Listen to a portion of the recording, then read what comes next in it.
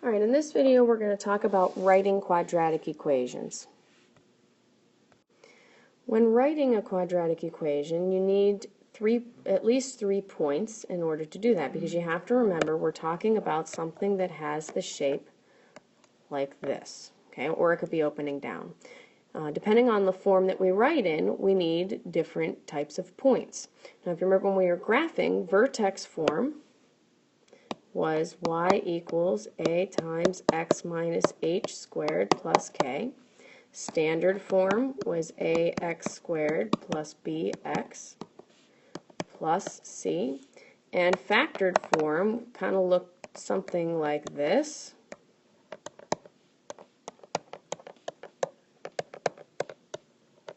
Okay, and so we use different information to graph them. In these first two, we could get the vertex and the y-intercept to graph so we could mirror another point. And for the last one, we used the x-intercepts and the vertex. So we're going to use that information, and based on the 3 points that we get, how we can actually write our quadratic equations. So let's start with writing an equation that has a vertex. So this is example 1. Okay, so you're going to write an equation with the vertex is 1, negative 2, and it goes through the point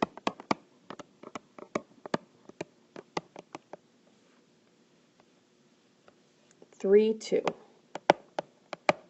Okay, so when I am given specifically the vertex and some other random point, I personally would go back here and say, okay, which one's the easiest to plug the vertex into? And that would be vertex form. So I'm going to put the 1, negative 2 in for h and k. So we're going to start there. So I've got x minus x value, which is 1, squared, plus my k value, which is negative 2. So that's going to make this then become, instead of a plus, a minus. Okay, so now what I need is to find the a value. So in order to do that, I can plug in my 3, 2, 3 in for x, 2 in for y, and solve for a. So I'm going to say, okay, I've got 2 equals a, because I don't know it, 3 in for x, minus 1 squared, minus 2. And now I have to go through order of operations, simplify, and then solve for a. So I've got 2 equals a times 2 squared, minus 2. So that's 4a minus 2. This becomes a simple algebra problem now. So I'm going to add 2 to both sides.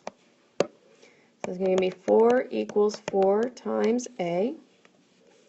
Divide both sides by 4, and I get a equals 1. So my final equation is y equals 1, or you could just leave nothing there, x minus 1 quantity squared minus 2.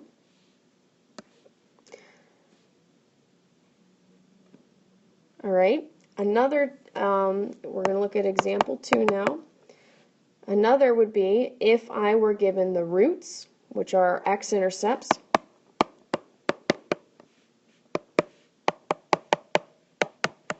Okay, remember we said x-intercepts, roots, zeros, solutions, they all mean the same thing.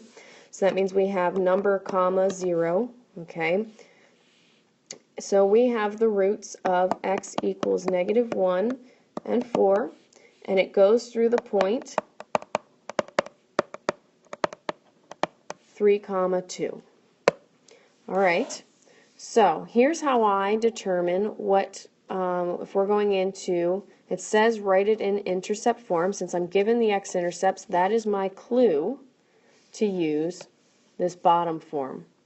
So how I do that, in order to know what goes in the parentheses, if I write x equals negative 1 and x equals 4, I know that when I got negative 1, I did that by subtracting it over. So that really was originally x plus 1 equals 0 and x minus 4 equals 0. So my, right now, equation looks like, we don't know what goes outside, and I have x plus 1 and x minus 4. So now, just like the last example, in order to determine what A is, I'm going to plug in the point that was given to me in for x and y.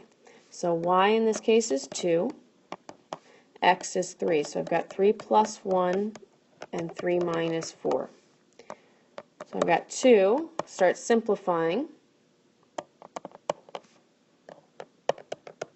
Okay, continue to simplify, and then solve for A. So I've got negative 1/2 is equal to A. So my final equation that satisfies having the two roots of negative 1 and 4 and goes through the point 32 is negative 1/2 times the quantity x plus 1 times x minus 4.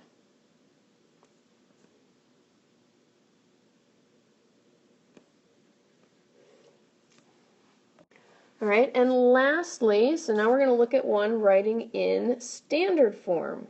Okay, so when we go into standard form, it's just going to give us 3 points. Hopefully we get one that is the y-intercept, but we don't have to.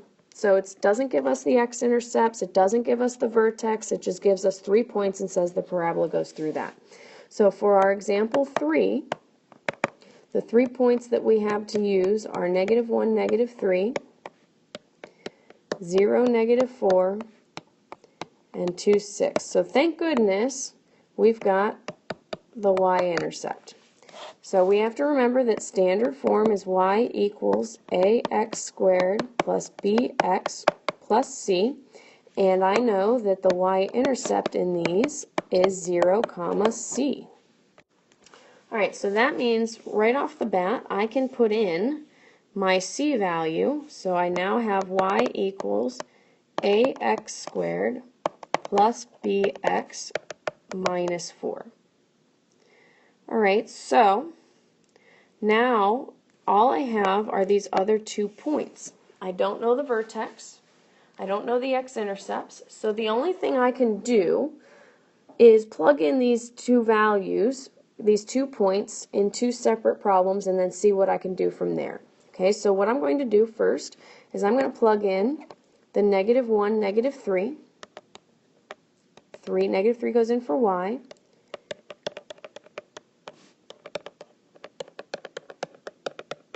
Okay, and I'm going to go ahead and simplify.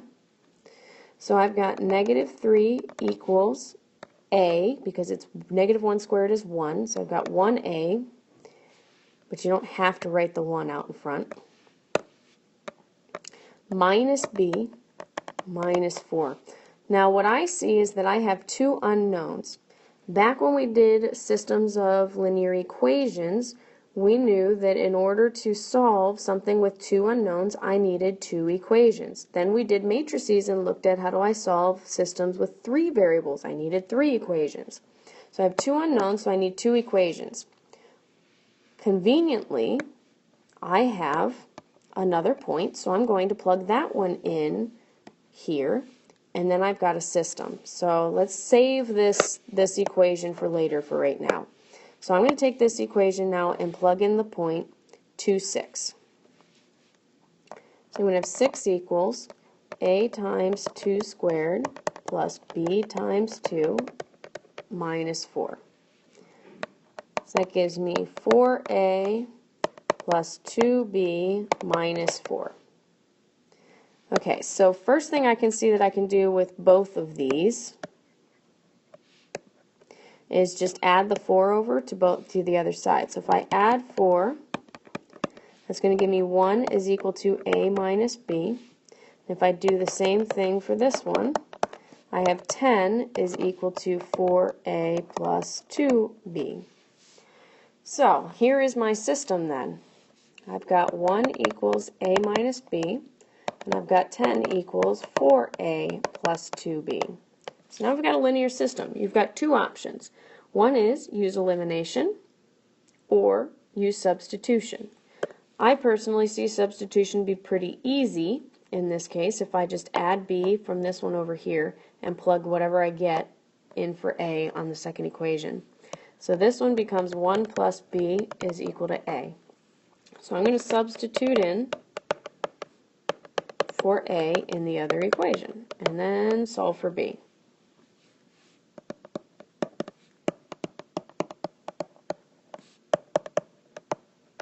Okay, so that gives me, and I can subtract the 4, so I get B equals 1, and then I can plug that back into one of the original equations and get A. I see that I did this, so I'm going to go ahead and plug it in there. So I get 1 plus 1 equals A, so I get 2 equals A. So I have 2 for A, 1 for B, and we already knew C was -4, so I'm going to go ahead and write my final equation by replacing the values. So I've got y equals 2x squared plus x minus 4. This one satisfies the fact that it goes through these 3 points.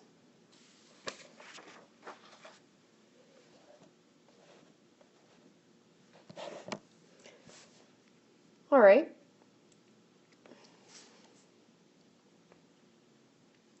So just as a quick recap, if you're given the vertex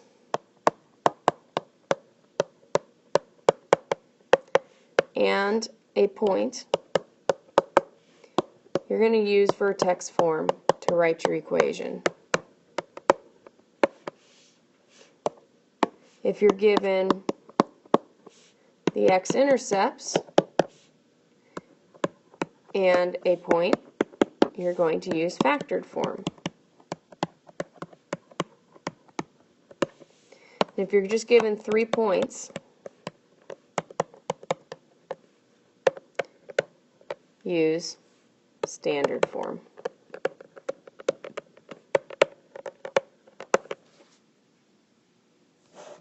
Okay, so I didn't do the additional example 1, 2, or 3, and then you have example 4, which is just applying what we just stated here. So your job is going, for your practice, is going to be to do all of these problems. Make sure you agree with your partners and with me before you move on to your mastery check.